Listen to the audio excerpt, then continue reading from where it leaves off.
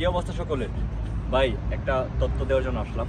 যাই হোক, যারা নক করতেছেন হোয়াটসঅ্যাপে ইমোতে, তাদের জন্য একটা ক্ষুদ্র বার্তা।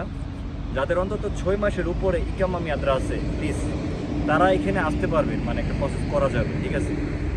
6 মাসের নিচে যারা আছেন প্লিজ তারা নক করেন না। কাতার, দুবাই, সৌদি থেকে যারা আর্মেনিয়া মানে আসতে চান, ঠিক আছে?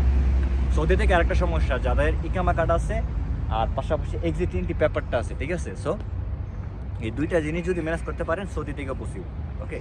আর যারা কাতার, দুবাই, ওমান, কুয়েত, বাহরাইন এগুলোতে আছেন, তাদের ইকামা কার্ড 6 মাসের উপরে হলেই চলবে, আদারওয়াইজ অন্য কিছু লাগবে না, ঠিক আছে?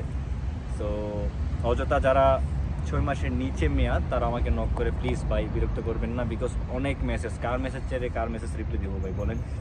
অনেক ভাই বলে কি আমি আসছি নতুন, আমাকে আমি কি বলে আমি আমারে কীভাবে জানি কথাগুলো বলে আমি ভুলে গেছি। যাই হোক, অনেক কথা বলে ভাই।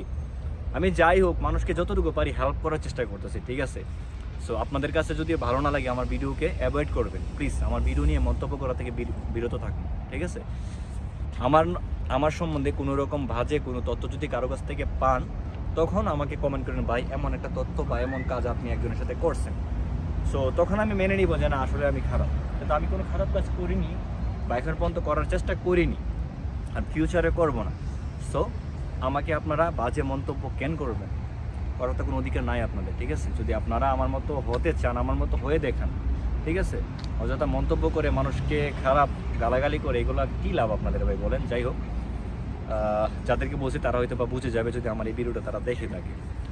সো এইটুকুই আজকের জন্য, আবার দেখা হবে অন্য কোনো ভিডিওতে। আমার জন্য সবাই দোয়া করবেন।